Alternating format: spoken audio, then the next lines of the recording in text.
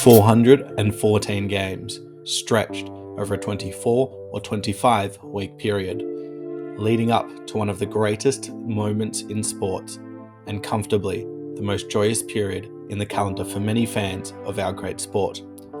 Pre-season expectations set the stage for heartbreak or aspiration, all leading up to the famous words sang by Mike Brady. 'Cause there's one day in September. Team list builders spend hours upon hours building the perfect playing list for their chosen coach to perfectly complement their playing list.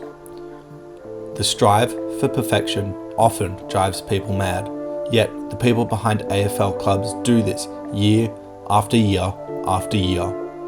However, whilst every club wishes to achieve the final goal of winning the Premiership, only one club can achieve this every year, and the joy and jubilation of lifting the cup at the end of the year at the home of the AFL, the MCG. What's the strategy for those list managers attempting to build up a list? How do the players employ the style from the coach? And do they play with the same freedom when the going gets tough? What type of journey does a team have to go on to become premiers? But finally, the question I will be trying to answer today: how does a team become the premiers of the Australian Football League?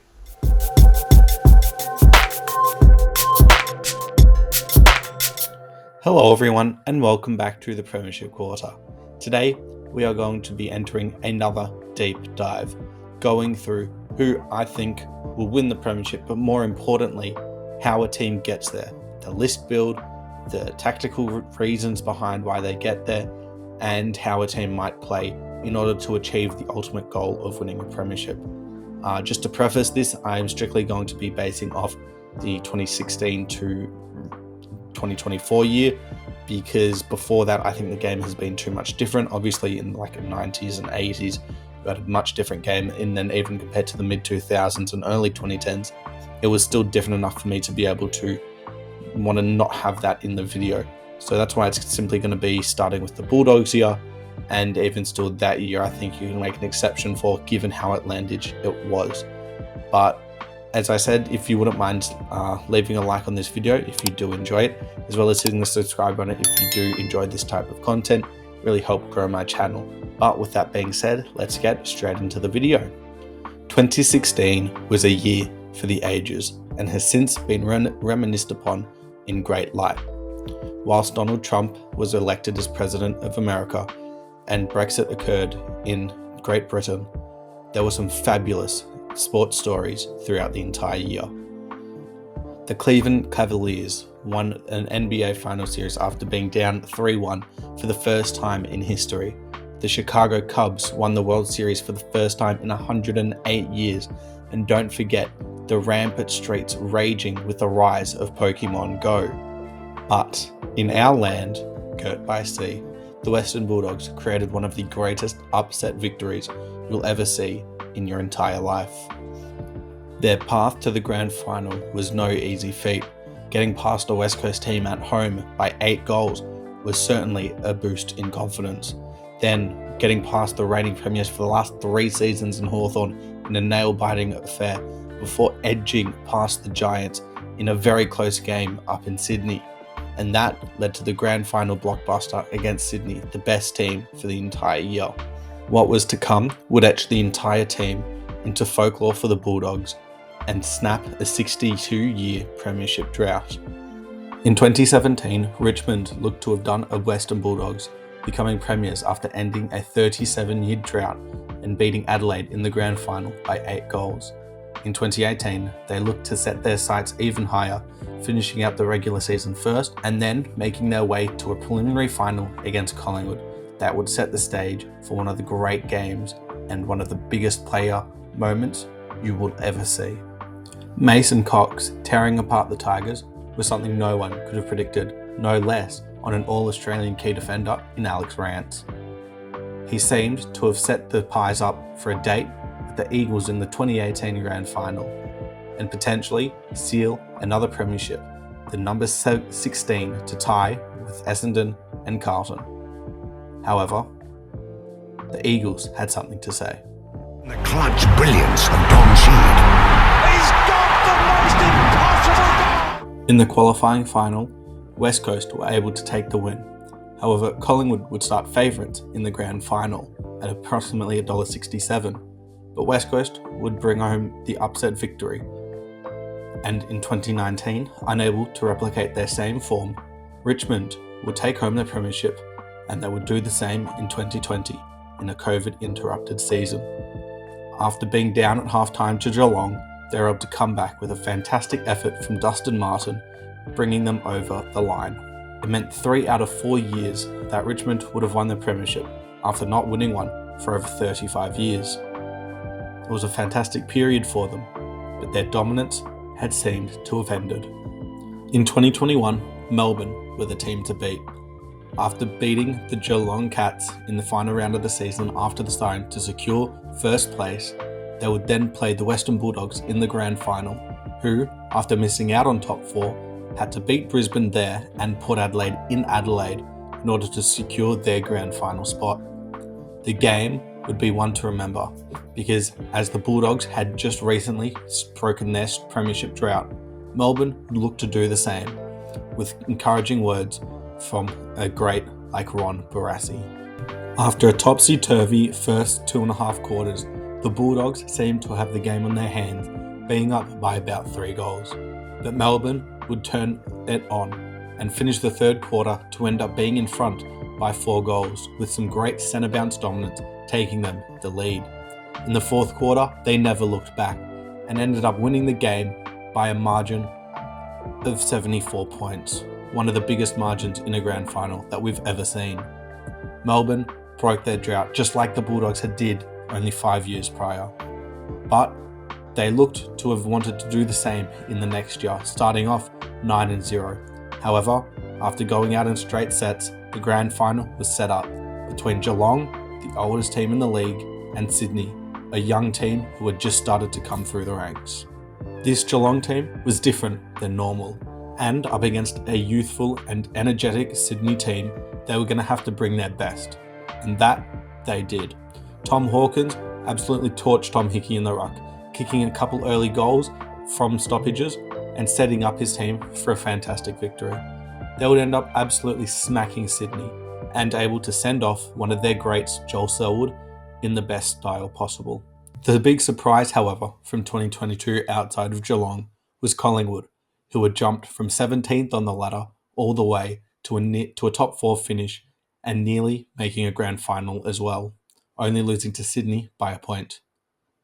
Then, in 2023, even with so many close game wins in the year before, they would continue their dominance, finishing first, and after making the grand final, they would look to play Brisbane, a team who had been at the top for a few years but unable to get over that final hurdle.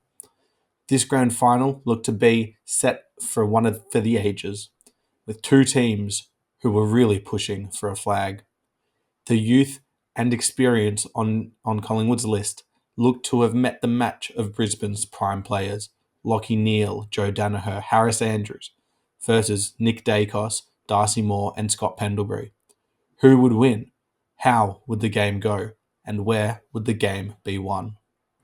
It was a back and forth game all day, but with Collingwood up by 2 goals late and Brisbane only just getting a goal from Joe Danaher, there was only a minute left on the clock, and after a controversial no free kick paid to Brisbane, Collingwood would get the win, equaling Carlton and Essendon for the most premierships in the game. These bundle of teams all shared something, but what was it that allowed them to win a premiership? And why, after Richmond, has no team been able to win it again? That is what I'm going to be looking at today.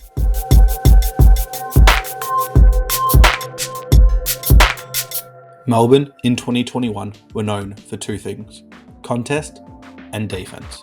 Richmond, in their near three-peat era, were known for some fantastic ball movement, using chains of handballs to get the ball moving from the back half to the forward half. Geelong in 2022 were so damaging with their fast ball movement, and Collingwood just last year were able to move the ball so efficiently and so damaging that they were able to score freely, even without the most talent in the forward line. A big reason to why these teams were able to be so successful was their back half was so strong, and that's not including the Eagles team of 2018 that was one of the best intercept marking teams ever, with Jeremy McGovern at the helm. But what creates a functional backline? How do you set up in order to transition the ball so smoothly in order to score effectively in games where you do not always have the ball on your turn?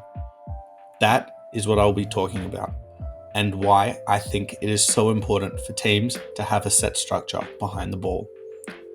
For every great team, there needs to be, at minimum, 2 key defenders, one of which needs to be able to intercept the ball, as I mentioned, not necessarily to the likes of a Jeremy McGovern or a 20 or 21 Jake Lever, but well enough to the point that they can come off their man and take a mark.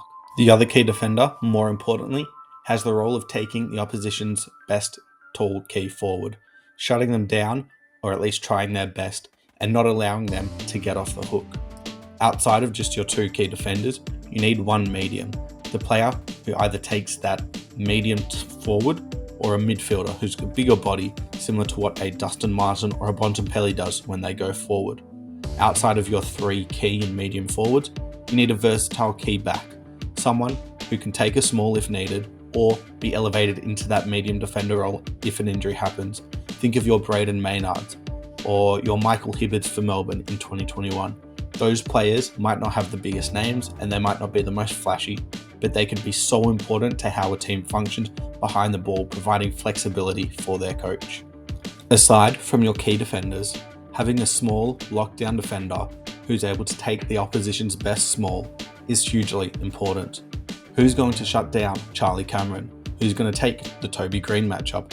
Who's going to be able to stop Tyson Stengel? This is a huge matchup nightmare, but for teams who have someone like a Brandon Starcevich for Brisbane, it becomes so much easier. When you are able to nullify some opposition team's best and most dangerous players, especially when the ball hits the ground, you are able to be so much more effective as a defensive unit. Who from certain teams is going to take these players? Aside from Brisbane, who's going to take it for GWS? Is it going to be Iden or is it going to be someone like Lockie Ash? The question could be very difficult for some coaches, and if you don't get it right, it can burn you in any game. Aside from just your lockdown small, you need 2 half-back flankers who are exceptional with the ball or their speed. Dan Houston and Caden Farrell for Port Adelaide this season have been fantastic, but with them missing, with Houston due to suspension and Farrell due to an injury, it could become a detriment, and they'll have to move potentially Darcy Byrne-Jones back to the back line. Who's going to do it for a Geelong? Is it going to be Stewart off of halfback or maybe Zach Tui? It's a big question because if you do not have that ball movement and a utility to be able to move the ball from the back half to the front half, when you do not have the ball on your terms to be able to win it back, if you don't have someone to unleash, you are not going to win the game because you cannot score when the game is not on your terms. Ball movement and transition footy has become a staple in our game, and if you cannot do it effectively, you are never going to win the Premiership. So, the question then becomes, who fits the bill? Is it Sydney with McCartan, Rampy, Blakey and Melican as their 4 key defenders, being Rampy the most versatile? Or is it a Hawthorn who have Frost, Scrimshaw, Weddle and Sicily? That's what I'll be doing next, comparing teams with who has the most like-for-like comparisons for what I believe is the most successful model. Now, something that I wanted to do was just quickly give my thoughts on what a potential backline might look like. I tried to go no all Australians, and I'll also be doing this for every other lineup. I won't be doing this for coaches, although I might say who my favourite coach is out of all the teams that made the 8. Start as the 2 key backs.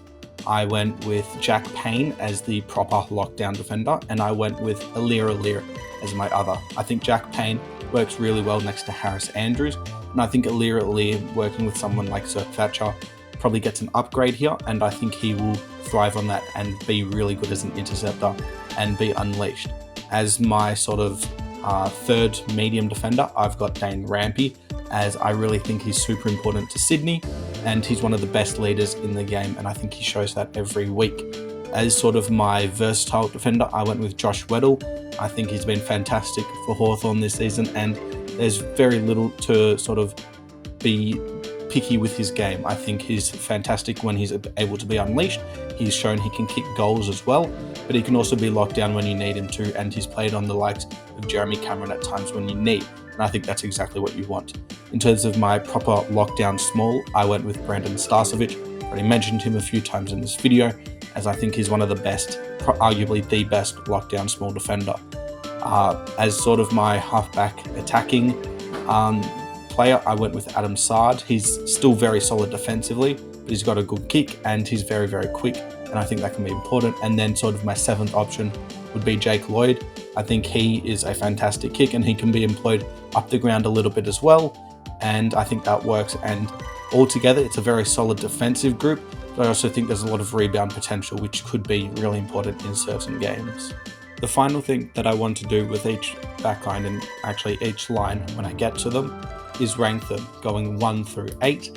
And then at the end of the video, what I'll do is I will essentially give an average of those spots, and not necessarily those averages will be where I think each team will finish in terms of like being first, second, third in terms of best ranking, because some might be higher in terms of the difference. Like first might be so much bigger than second, but there's not as much of a difference in another ranking like the midfield, but I think it'll still give a good view of what it is. So in 8th spot in terms of the backline, I have Geelong, simply because they haven't brought back Sam de Koning, and I just think that it doesn't provide them enough flexibility. It forces Blitzarves to play a defensive role, and I just don't necessarily trust them as a group in one-on-one situations enough, even though Jack Henry has still been very good this year. In 7th, I have Port Adelaide, simply because with no Houston and no Farrell, that really, really hurts them.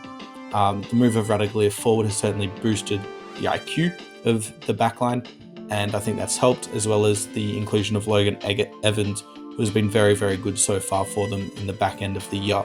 In 6th, I have the Western Bulldogs. Even though they have worked very well together and meshed quite quickly in the back half of the season once Lobb got moved there and Jones returned, I still don't think that they have been proven in terms of one-on-one ability, and I think that some of their others, including Joel Frazier as your more medium forward, and Lockie Bramble, still can be a little iffy at times. So that's why I have them in 6th. In 5th, I have Hawthorn, simply because they know that it's not as strong as what they want it to be, hence why they've gone out and gotten Josh Battle and Tom Barrass, at least in potentially. But that's why I've got them 5th. They think it, and so therefore I would think it. In 4th, I've got Sydney. I don't have them first or in the top 3, because I just think that outside of McCartan, their tools can be, or their mediums, can be a little bit iffy at times. McCartan I really like, but Melican certainly isn't the tallest second defender. Rampy's very good and I really like him, but Blakey at times can be a liability. And then I think that Cunningham's a very good lockdown small. You've got Lloyd and then Olive Florent as the other, and I still think they're very good, but I just think that their tools is probably their weakness. 3rd, I have Carlton, only depending on health, because if you're fully healthy, you've got Wiedering as an Australian defender, Kemp, who I still like, but he has shown to be a bit liable in terms of one-on-one situations. McGovern, still an all-right intercept defender. Lockie Cowan, I like as a sort of do-it-all kind of medium-small defender. They've got a really good balance in their smalls in Newman, Sard, and Boyd as well. They're all really good kicks, and they can all provide something different. 2nd, I have Brisbane. I just think you've got 2 All-Australians in there in Andrews and in Zorko. Starcevic, I've always mentioned him in this video, and he's really, really good. Payne is a very solid second defender, and I really like Ryan Lester, or as I call him, Mo. I think he's a fantastic medium defender and has served his role in the last 2 years. But first is GWS. I just think their talent is just one above. The rest, Taylor, Himmelberg, Buckley, Iden, Whitfield, Ash, Perryman, there's a lot of talent there, and it all works really, really well together. Just they have at times not been fully fit, and that's the only really reason why they wouldn't be number 1. But that is where I have them. I think that honestly the top 4 all play each other, which is really, really interesting. And because GWS play Sydney and Brisbane play Carlton. I think that's really interesting, and it should be some really good defensive games.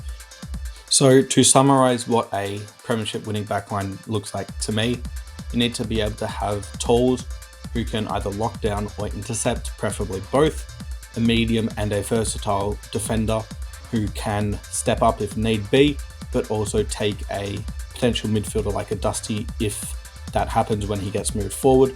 You need a really good lockdown small forward, as well as two flankers who can move the ball when you are able to turn it over in the back half.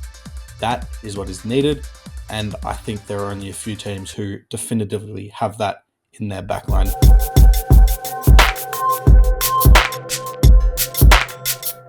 Dusty, Dangerfield, Pendlebury, DeGoey, Petrarca, Oliver, Bontempelli, all great of this game in recent years. All part of engine rooms that have won their team's premierships. Thinking back to the 2021 Grand Final, it was the midfield of Melbourne that got them over the line. In the third quarter, the turning point was Petrarca, Oliver, Brayshaw and Viney, all in the midfield. But don't forget the importance of the change of Luke Jackson instead of Max Gawn, creating havoc for the Bulldogs midfielders, and turning a 3-goal deficit into a 4-goal lead, eventually led to Melbourne breaking their drought. The engine room, as it's called, can often determine how a team plays throughout the season.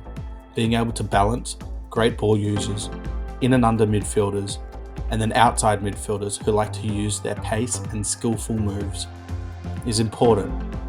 But you also need to have a ruckman who's able to get it to them first and get around the ground and either hit the scoreboard or be solid defensively. But the question still remains, how does a team find the balance between those midfielders? How do they know which midfielders to put in at the right times if they want to get a spark? The question still remains at what they need to do. But I'm going to give my best shot as to how I think a midfield can set up to give every team the best chance of winning a premiership. To start off, we'll talk about the ruckman. And to be honest, it's not a huge position for me. Outside of the great ruckman we've ever seen in players like Dean Cox and just now Max Gawn, having a ruckman who can occasionally hit the ball to your best players, hit outs to advantage, but can either go forward or stay back and help with either intercept marking or goal kicking is all you need. A player like Oscar McInerney can do the job for a premiership winning team. We saw Darcy Cameron just do it for Collingwood and Ray Stanley in 2022. There isn't a reliance for every team to have an All-Australian ruckman. You just need a ruckman who isn't going to give away stupid free kicks at every single centre bounce. I believe that any premiership winning team needs at least one of these midfielders. Starting off, the in and under midfielder. He needs to be willing to put his body on the line at every stoppage, going in and getting the ball when it's there to be won, and then feeding it out to those other midfielders. Players like James Rowbottom, Tom Liberatore and Jai Newcombe, all able to lay a tackle when needed and stop the other team's best midfielder from picking up the ball. On top of this in and under midfielder, you need someone who's able to play on the outside. Hawthorn have Will Day, Brisbane have Lachie Neale, the Bulldogs have Adam Treloar and Carlton have Sam Walsh. All elite midfielders and when need be can get the ball, but their best weapon is getting that first handball and then finding the right target, whether by kick, because they're all good users, or by handball, ensuring another teammate is then able to find space. On top, again, of this outside midfielder, you need someone who's able to kick goals. Think of the best midfielders of the past decade: Dangerfield, Fife, Dustin Martin, Bontempelli, and then this season, Isaac Heaney, all able to go forward and kick goals when need be. Not only just to rest up forward, but to make it so difficult for the opposition to defend that they're going to have to send one of the best defenders over to you. Outside of these three key midfielders, the team may choose to either go with a bigger body, a more defensive midfielder, or a tagging midfielder. Hawthorn like to use Connor Nash. The Bulldogs, after losing Liberatore earlier in the year, went with Ed Richards, and he has since become a revelation. A team like Sydney may go with someone like James Jordan, who plays as the tagger, but Port Adelaide often go with Willem Drew, who does the tagging role but can also win the ball himself. Aside from just midfielders, you will often see 2 wingers, maybe even 3, filling up a team's midfield. For me, you need to have at least one aerial winger who can either go forward or go back and take a mark at either end, stopping a goal or kicking one himself. They need to be good on either foot, and the other winger will always need to be able to run all day, no matter what happens. One of them needs to be able to go in the midfield or as a half forward or half back flanker, because if an injury happens, you need that flexibility in your team.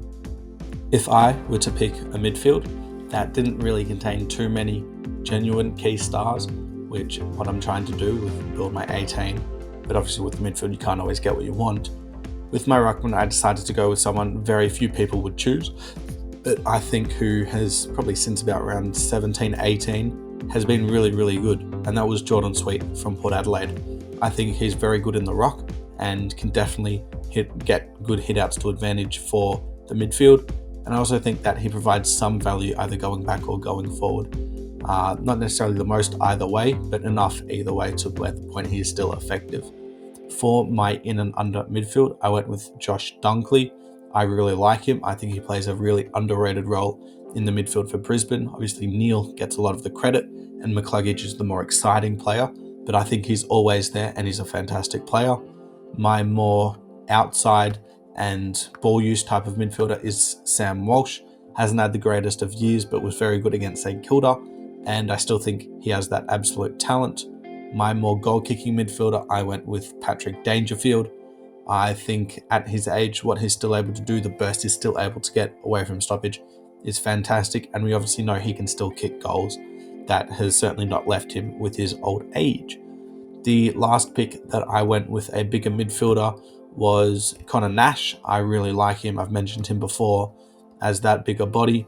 I think if you need to put him on someone to sort of run with or just put some extra physicality onto, he works fantastically in that role. My 2 wingmen, I went with Blake Acres for my more athletic wingman. He can obviously kick goals, and he showed he was really important for Carlton at the end of last season during their finals run.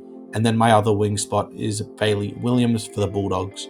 I think that he's a fantastic kick. He can be deployed off of half forward and be a really good ball user inside 50. He can be deployed off half back as well if you need someone to help transition the ball in case someone gets injured. I think he's got some really good flexibility with that, and that's why I've got him as my winger. My other backup winger per se would be Jared Berry. He can go on the midfield and play on as a lockdown. We've seen that before, and he can also play on the wing, and I just think that flexibility is really, really good and something that I want in my team. To now go through every team and rank their midfield, again 1 through 8. At 8th, I've got Geelong. I just don't think that there's enough talent there. Obviously, Dangerfield is a fantastic player, but probably not at his best. Outside of that, you got Max Holmes, who's still very good, but doesn't fully play midfield all the time. But something that really takes it down is their ruckman. Still don't trust Reece Stanley. And then outside of like Atkins and occasionally like Jack Bowes, there's still not enough rotating through, and I just don't think it's the best midfield at all in the finals. At 7th, I have Hawthorn. This is just because there's going to be no Will Day and no Cam Mackenzie for the final. If they had them, I genuinely could have ranked them top 4. I think with Meek's resurgence this year, it really pushes them up, obviously including the ruckman in this. I think that Newcomb's a fantastic player, Nash is a fantastic player, but I just think obviously without Will Day, it does take a bit of a step down. In 6th, I've got Carlton, just because there's going to be no De Koning, who I think is still a couple steps ahead of Pittonet as a ruckman. Cripps is fantastic, obviously arguably the best player in the league, but Sam Walsh hasn't had the greatest of years. Adam Chera is probably not going to play. Matt Kennedy, I don't think has been fantastic this year. And outside of that, there's not too much that rolls through. They like to keep the same bunch. And I just think that a couple of players haven't been as good and they're missing a couple others. So that's why they are 6th. I've got 5th GWS. Kieran Briggs, still a good ruckman, but nowhere near as good as he was in the back end of last year. Tom Green, obviously a fantastic player, but again, outside of that, there hasn't been a lot of consistency. Josh Kelly's missed a fair bit of time, so has Cornelio. Callan Ward's missed a bit of time. Callahan hasn't taken that huge step that some thought he might have. And I just think that there's been a lot of inconsistency and they haven't been able to hit their form so far. They've tried plays like Bedford in the middle a little bit more, now Daniels, and it's worked. And I just don't know whether to include them as full-time mids or not, because they haven't really had that opportunity to play as full-time mids. That's why I've got them 5th, just outside the top 4. At 4th, I have Sydney. Had I done this at the end of like around 12, they would have been clearly number 1. But now Grundy's taken a huge step back. Heaney hasn't been anywhere near as good as he was. Warner's taken a step back, but the only one who's really stayed has probably been Goulden. Rowbottom's missed a little bit of time, but now he's back, and I think he's really, really important. Look at any others. Parker gets occasional minutes. Adams gets a little bit of minutes. James Jordan might go in there if they need to shut someone down. But I just think that there's been a fair bit of drop-off in form, and that is why they are lower on this list than what they could have been. 3rd is Port Adelaide. If they had an All-Australian ruckman, I think they could have been number 1, but they just don't. Jordan Sweet's still very good, don't get me wrong. I like him, that's why I've got him as my team. But I just think that outside of the ruckman, it's fantastic. It's just sort of what brings him down. Obviously, Butters, Rosé, Horn-Francis, Drew and Wines is a fantastic mix, and it could very well take him to a preliminary final this year. Number 2 is Brisbane. McInerney, really like him as a ruckman. Neil, Brownlow medalist twice, potentially a 3rd this year if things go his way. Josh Dunkley, I really like, as I've said plenty of times. Hugh McGluggage, fantastic midfielder. Had a really good finals season last year. Looks to back it up again this year. Cam Rayner goes in there occasionally. Zach Bailey might play a few minutes here and there. And then you've got Jared Berry as a winger who can play when you need to shut someone down. It's a balanced mix, and I think it works really, really well. But it's been consistent over the last few years, which is why it ranks so high. But obviously, number 1, probably the best player in the league in Bontempelli. As I've mentioned, you've got Treloar, you've got Richards, you've got Liberatore, and then also Tim English. Hasn't had the greatest of years, especially if you compare it to a season in 2023, where it was the All-Australian ruckman, but he's still very good ruckman and gets around the ground fantastic. Probably the best we've seen in the last 20-25 years as a ruckman in terms of being able to get around the ground and get disposals and be effective in that sense. So that's my rankings. Bulldogs 1, Lions 2, Port 3, Sydney 4, then GWS, Carlton, Hawthorn and Geelong to round it out.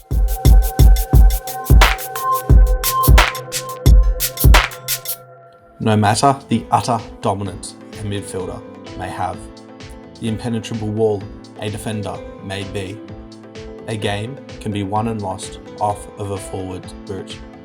No team has learned this harder than Sydney themselves this year, specifically Logan McDonald, with chances against Fremantle and St Kilda to win the game for Sydney, late and after the siren.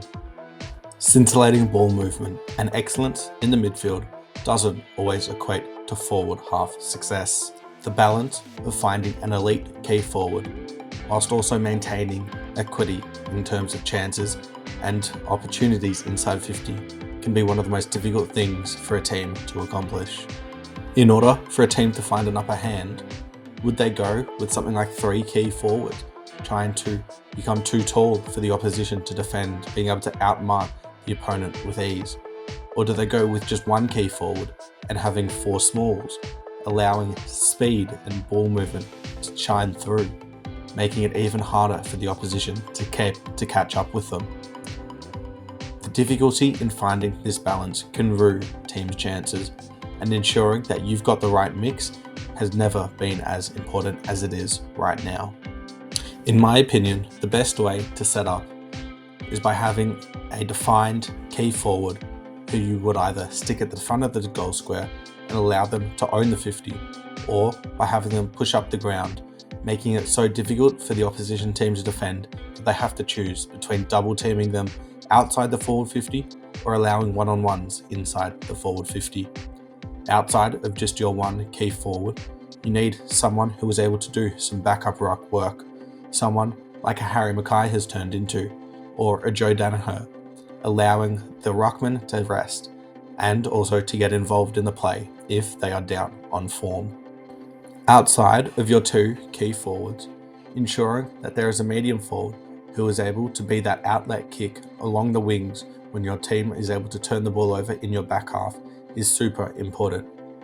That they are a strong aerial mark and have a good aerobic capacity allows your team to be able to find the outlet kick more often than not. Aside from just your winger being able to kick it out to them, they need to be able to hit the scoreboard with a relative efficiency, being a good set shot, as is key with all of these players. Making sure that they do not get in the way of your two key forwards can also be extremely important, as having two players jump for the same ball can be a detriment to your offense. Next up is the small forwards, which in recent weeks we have seen plenty of variation from. If you look at the Giants, Bedford and Daniels have played completely different roles to what they did in last year. Bedford has become a bit of a tagger, and Daniels has become more of a midfielder, getting into the game late and helping GWS get over the line in a couple games. In total, there are 3 small forwards. If you have one extra position, you use that as a more dynamic midfielder forward, someone who you can use as a burst player. When you need to win a stoppage, you put them in there. Your Cam Rayner types, your Jason Horne-Francis as well, can't forget them. In terms of your actual small forwards, you need someone who's able to pressure. You need someone to stick tackles inside 50 and keep the ball locked in. Think about your Kai Lomans, who are able to keep the ball locked in, provide energy and kick goals as well, as is important for all forwards. Charlie Cameron is another typical small forward who, with his incredible aerobic capacity, can run up the ground and get back, burning his opponents, whilst also being extremely clinical. Outside of just your small forward, who is a very danger type, you need an aerial small forward. Kyle Lohman fits this type as well, but so would have Lincoln McCarthy for Brisbane. For Sydney, you probably have a Will Hayward type. For the Western Bulldogs, it would probably be a Cody Waitman as an example. They need to be able to take a mark where when your your backup ruckman goes into the centre square, you have more than just 2 options to kick to. They can help come up on the wing and take a mark, but also able to get back and kick a goal when need be. As I mentioned, you'll always have a resting midfielder there. Allowing someone to come up to the stoppage as well is super important. These last 2 spots almost interchangeable. Having someone who you can switch with a midfielder to then let them rest, and so they can sit at the top of the goal square and make it very dangerous for the defenders to be on, is really important. Not just for them to kick goals, but also to rest and get some more energy into the midfield mix if something isn't working. Then having a small forward who can come up to the stoppage is really important, especially now in today's day and age. With congestion becoming a bit of a problem, having someone who can allow the forwards more space is extremely beneficial. So the team that I have gone with starts with our 2 key forwards, and I have chosen Mabior Chol and Jamara Ugle-Hagan. I chose Chol as the backup ruckman key forward, as I think he has performed fantastically this season for Hawthorn. Without Mitch Lewis, he's had to take a much bigger role than what was expected. I think he's flourished under that. After a year where he struggled in the Gold Coast before the season where he was very, very good without Ben King, he has recaptured that form, and I think he's had a really good year. Ugle-Hagan has certainly had breakout moments, fair few of them in his short career for sure. He just hasn't necessarily found that consistency, but I still think he's a fantastic player. Certainly got a lot of potential, and I think that as a proper key forward without having like a Norton next to him, he can shine in this forward line. My medium forward, I went with Mitch Georgiades. He's had a fantastic second half of the season, and had he have played the entire year, he 1000% would have made the All-Australian team. He, after about like around 10 or something when he came back, after a couple of weeks, he has just been so consistent in kicking goals, 3 bags of 3 and 4 almost every other week. He has been a fantastic reason as to why Port Adelaide are being so consistent in the last 8-9 weeks. Now, the two proper small forwards that I have gone with are Cody Waitman as the more aerial type, as he has taken some fantastic marks in his short career, and he is a known goal threat. And the other more pressure forward, I've gone with Lockie Fogarty from Carlton. I think he is arguably their best small forward, certainly the most consistent, doesn't always hit the score sheet, but I don't think you need that with some of the other forwards I've got here. Just need him to go on like a halfback flanker for the other team, lock them down, and kick a goal every 2 or 3 weeks. Nothing too crazy. Now, the two sort of midfielder forwards that I've got are Zach Bailey and Jason Horne-Francis. Horne-Francis is the more rest type midfielder, and if you want to switch a Dangerfield, he's the one who goes onto the midfield. And then Zach Bailey as the other, who just sort of comes up to the stoppage. He's someone who's very good with his skill. He knows where to kick the ball inside 50, and he can kick goals, as we saw in the grand final in 2023, where he was almost Norseman's medalist had Brisbane had have won. Kicks fantastic goals, and I think is a fantastic connection piece when coming out the front of stoppages, and I think he would complement this forward line really, really well. To now go through each team and rank them 1 through 8, found this one also very difficult. Just finding the margin between each team was extremely difficult, and probably took me the most time out of all three. But with that being said, in 8th, I do have Port Adelaide. I just think that outside of Georgiades, there's just not a lot there. Dixon, we still don't know what we're getting out of. Radaglia was a late season move. And outside of Rioli, I don't think there's too much goal threats in their small forwards. In 7th, I have Hawthorn. Now, if Mitch Lewis was there, they'd certainly be higher.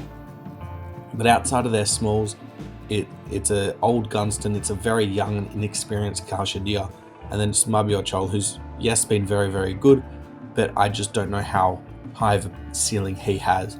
Their smalls are fantastic, though. You got Moore, who was All-Australian, Ginnivan and Watson, a fantastic pairing, and then you got the more experienced Bruce, and then the Connor McDonald, who is a fantastic player as well.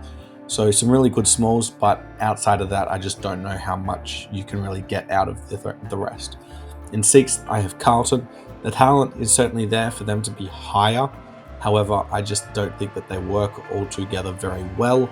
There's been some growing pains with Mackay and Curnow, and they don't always mesh too well. They get targeted way too often, and the players around them don't necessarily get involved anywhere near enough. Them not playing over the last few weeks, I think, could help that, but it's a wait and see because we don't even know if they're going to be playing. In 5th, I have Geelong. They don't always have the greatest talent in there. You've got the likes of Neil and Cameron as your tools, but their smalls are really what gets it done. But another huge thing is how Chris Scott likes to be tactically, because he'll always do something that you're never going to expect, and more times than not, it works. And him just doing some tinkering here and there always seems to affect the other position, and it can be very hard to defend. In 4th, I have GWS.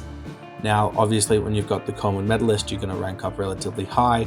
They've still got Toby Green, and the rest is carried by the smalls. Bedford playing a new role, Daniels playing a different role. They're still extremely, extremely good, and that's sort of what pushes them up, because Cadman still hasn't broken through yet. O'Keefe, I just still don't see it. They're waiting on Riccardi to get back. Callum Brown's been in and out of the squad all year. I just don't think that their tools are good enough to push themselves any higher. 3rd, I've got the Western Bulldogs. You've got Darcy, Ugle-Hagan, and Norton as your 3 keys. And Darcy in recent weeks has probably been the most performing out of the 3, but they've still all been very good. I still don't like the fit between Ugle-Hagan and Norton. I think they're too like for like. However, it seemed to have worked. They finally found their smalls mix as well. You've got West, Garcia, Vandermeer, a bit of Caleb Daniel in the forward line now as well for a good bit of ball use. It seems to me that they have found what they needed aside from their key forwards, and their forward line seems to be moving now. In 2nd, I have Brisbane.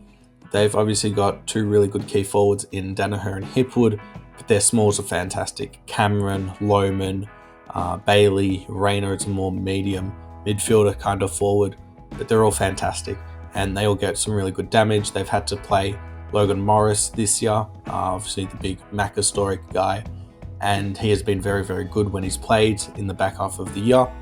And I just think that aside from accuracy and a bit of selfishness at times, their forward line works really, really well, and it's a big reason as to why they are so good.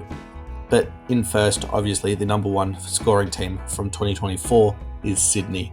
They've got their three key forwards. They've got a really good medium forward in Will Hayward, who's fantastic and extremely accurate. They've got a good bunch of smalls in Papley and in Wicks when you need to be there. They've got some good midfielders that they can chuck there in Heaney, Warner, and then also some older, more experienced guys in Adams and Parker. It's a really good group. It's functioned really well all year. The only real problem is which one of their key forwards is the main man, because at times all three of them can go missing. But that is the rankings I have. I think that Sydney definitely have the best forward line as it's performed the best, but Brisbane certainly have the potential to go above. So to now summarise how I think a forward line should be structured, you need a backup ruckman who is able to kick a goal here and there. You need a key forward and a medium forward who are the main goal threat and are able to take both pack marks, be a contested down the line option, as well as a outlet kick from the backline leading up and down. You need two good small forwards. One can be an aerial, one can be more on the ground as a tackle threat. And then you need two spots for a midfielder and a resting midfielder. I think that is the best way to do it. And that is a great way to set up your team in order to get the best chance at winning the Premiership.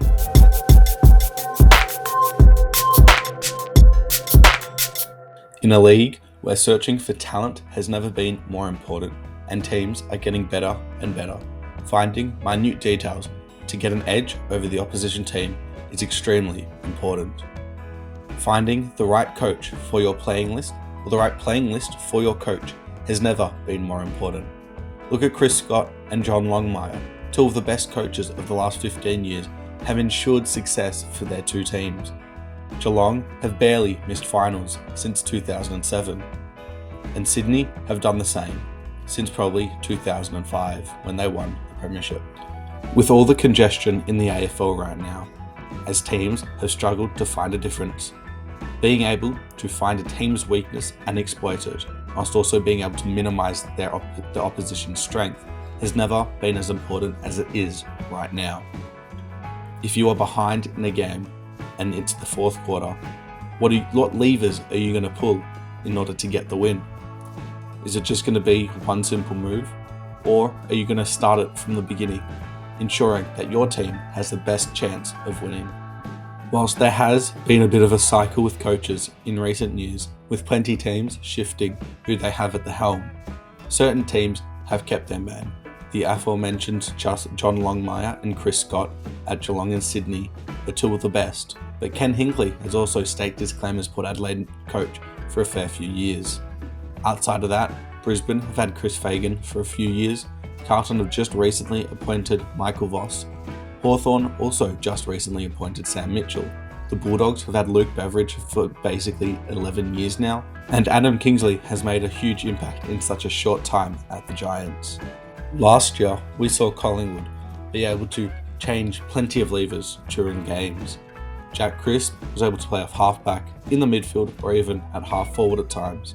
Nick Dacos doing the same. Pendlebury doing the same.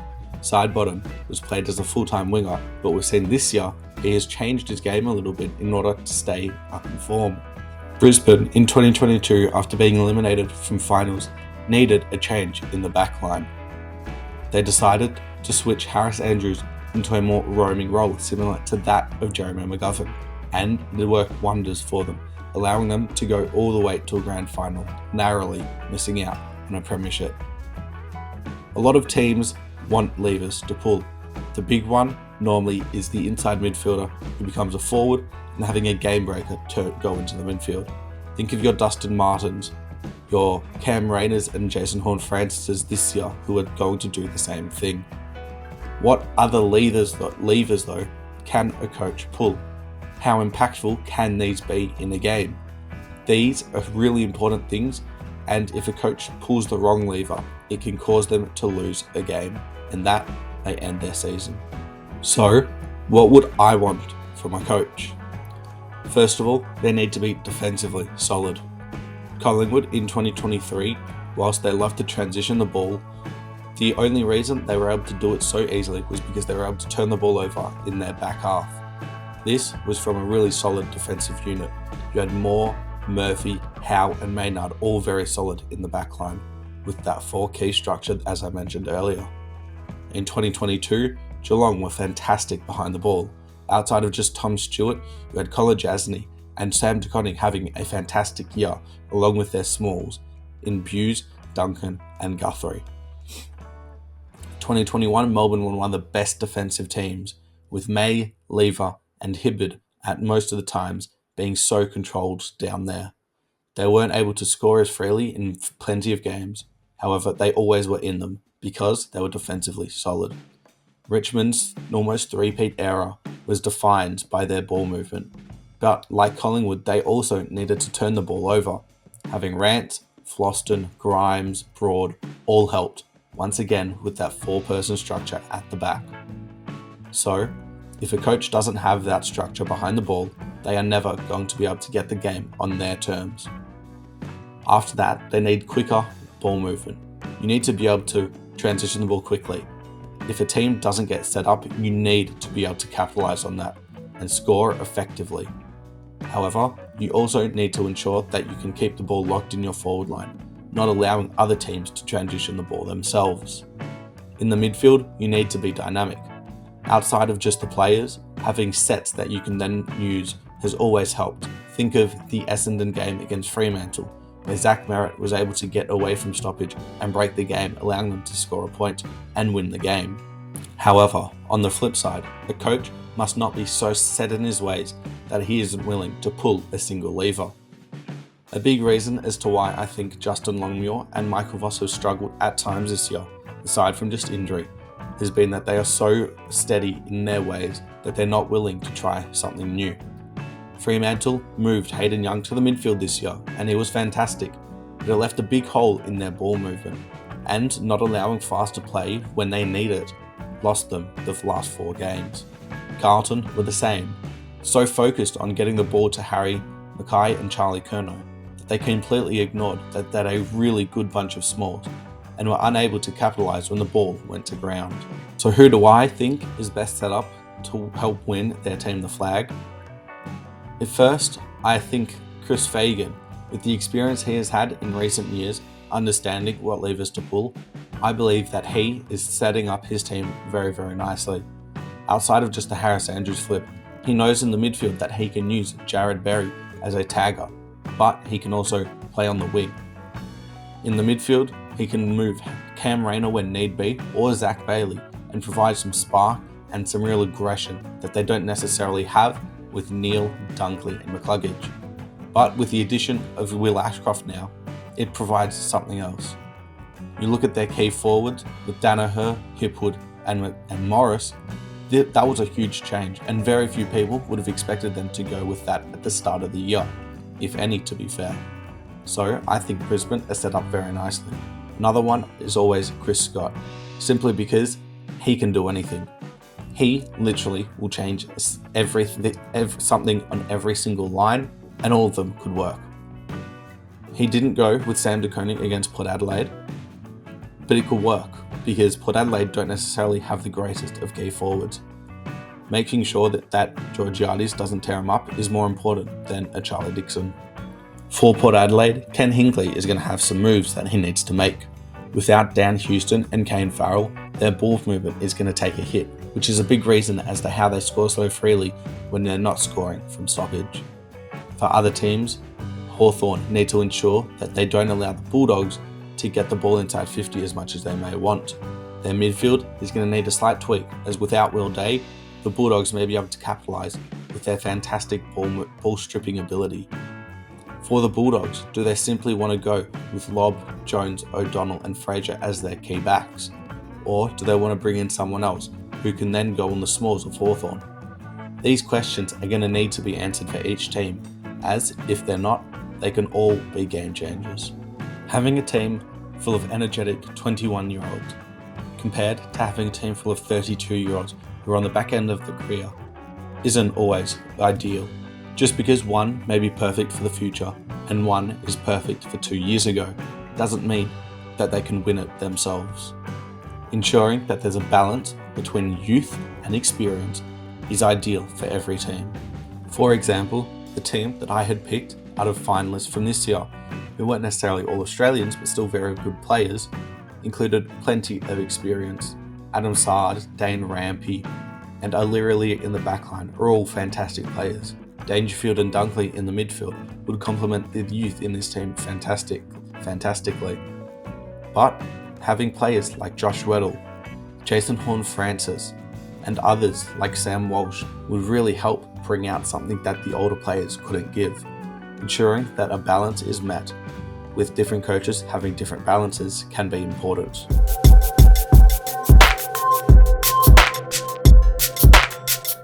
To now, I just sort of want to go through what I've done in this video. Firstly, I'm going to be talking about the 18-22 team that I made, a little bit of the construction of it. So from each team, I had 2 Sydney players, I had 4 Port Adelaide players, I had 1 Geelong player, being Dangerfield. Surprisingly, didn't have a single GWS player, which maybe on reflection I might change. I had 5 Brisbane players, I had 3 Dogs, 3 Hawks, and 4 Blues players. That just sort of shows a little bit about where I think the talent is situated and how I think that each team has sort of some levers to pull and how well they fit into my system. And obviously that means I have Brisbane as probably number 1. Now, in terms of the rankings that I made, there's actually some really interesting stuff here. First, I actually had Brisbane as well. They had finished 2, 2, and 2. So they finished first with an average of second. Second place, I had Sydney, who had an average of 3, finishing fourth, first, and fourth. They had an average of 3, and these at least tend to be the 2 most popular names. I definitely think that Sydney is still the Premiership favourites, but it's interesting that both the data points to Brisbane having probably the best list at least. In third, I had a tie between GWS and the Bulldogs. Both had an average of 3 in the third. So Bulldogs finished 6th, 3rd, and 1st, and then GWS finished 1st, 4th, and 5th. Outside of that, in 5th was Carlton, who had a ranking of 5th on average, finishing 3rd, 6th, and 6th. In 6th was Port Adelaide with an average of 6, finishing 7th, 8th, and 3rd. 7th was Hawthorn, finishing 5th, 7th, and 7th, and 8th was Geelong, finishing 8th, 5th, and 8th. What I find really interesting from this is that whilst Brisbane and Sydney are the 2 top teams, Sydney are going to have to play GWS, who finished tied 3rd. You've got Port Adelaide and Geelong, who both didn't poll very well, but are playing each other, and Port Adelaide is still technically ahead. I think it's going to be a tough time for Carlton, where if they don't get fully fit, then I don't think they can beat Brisbane at all, unless obviously Brisbane absolutely shit the bed in front of goals. But I just think it's very interesting here because the Bulldogs, to me at least, are quite far in front of Hawthorn, and a lot of people wouldn't share the same opinion. I still believe that the Bulldogs are better. I still think they're a couple of years in front, but there's nothing wrong with that for Hawthorn, definitely not. And I just think that it'll be interesting for the final because are Hawthorn better set up to potentially outnumber Bulldogs when they're going inside 50, or are the Bulldogs going to be able to outmark this Hawks backline that have shown that they don't have the greatest of talent? So based off of my data that I've just sort of talked about, if we were to do a finals prediction, so going through every single game and whoever finishes first in this would win, then the winner that I would have, so GWS and Sydney, that would be Sydney going through. Brisbane would obviously beat Carlton. The Dogs I still have a fair bit above Hawthorn, and even though Port Adelaide didn't poll well, as I did mention, they are still above Geelong. So that would leave GWS versus Brisbane, and this is very, very close, but Brisbane still slightly edge out GWS.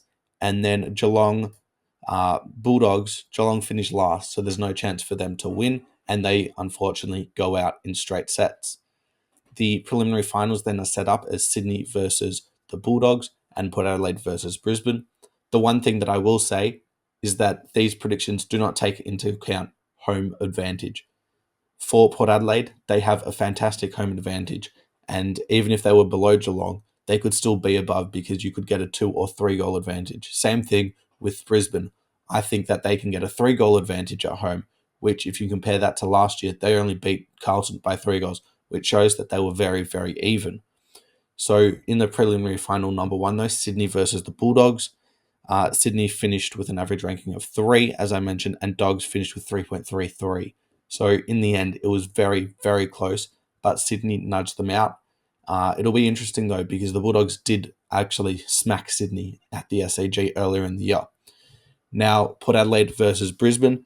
This is also very interesting because, as I mentioned, Port Adelaide didn't finish very high. They finished with an average ranking of 6, and Brisbane finished with an average ranking of 2. So complete opposite poles. However, with a home ground advantage that I was talking about, does that change things for Port Adelaide? I'm not going to go with it because I just think that Brisbane are still the better team, and without Houston and Farrell, it could end up hurting them.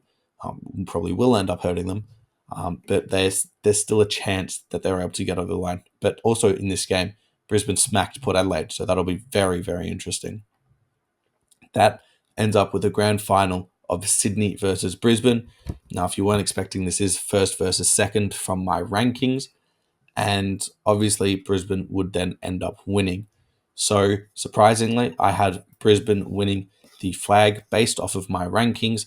And if you also want to talk about the list build that I had, Brisbane also ended up first, as I had mentioned. So very interesting stuff here that I believe Brisbane would be premiers. However, I still think Sydney are flag favourites. Well, we're done. That wraps things up. I have gone through each line. I've gone through the coaches and where I think it needs to be, the list build, more specifically, the balance of youth versus experience, making sure coaches aren't too set in their ways and allowing flexibility in both tactical decisions as well as the list build, ensuring that your forward, backline, and midfield are set up perfectly to win the flag. This video has taken me a long time, and I think that getting this done before finals was important. I didn't want to do this in my tips videos for week one. I just wanted to do it in a separate video. I have included a proper rundown of who I think will win the flag based off of my things, and I think that was important because I didn't do that, as I mentioned, in my week one finals predictions. This video was a huge project for me, and I sort of screwed myself with the dates. I didn't get it done, the base of it done early enough, and I've spent the last 3 days just on my computer recording videos, re-editing, reshooting. There was a lot of effort put into this, and so I would really appreciate it if you guys hit the like button and subscribe to my channel. It was a lot of effort, and just some reward would be fantastic. Always appreciate you guys sticking around. A bit ironic for me to make this video how to win a premiership and who I think will win it, given I'm a Saints fan and we've only ever won one. But with that being said, I do appreciate you guys sticking around. This is my second deep dive, and it was something that I needed to get done because I just needed the work. But yeah, I think that Brisbane are going to be the premiers based off of what I've said today. However, I still think Sydney are probably premiership favourites if we're taking into consideration some other things. But yeah, I really appreciate you guys sticking around. I've been just trying to. It's an hour video. I am dead. Yeah, it's been 3 days of just horribleness. But anyway, I appreciate you guys sticking around, and I'll see you all next time.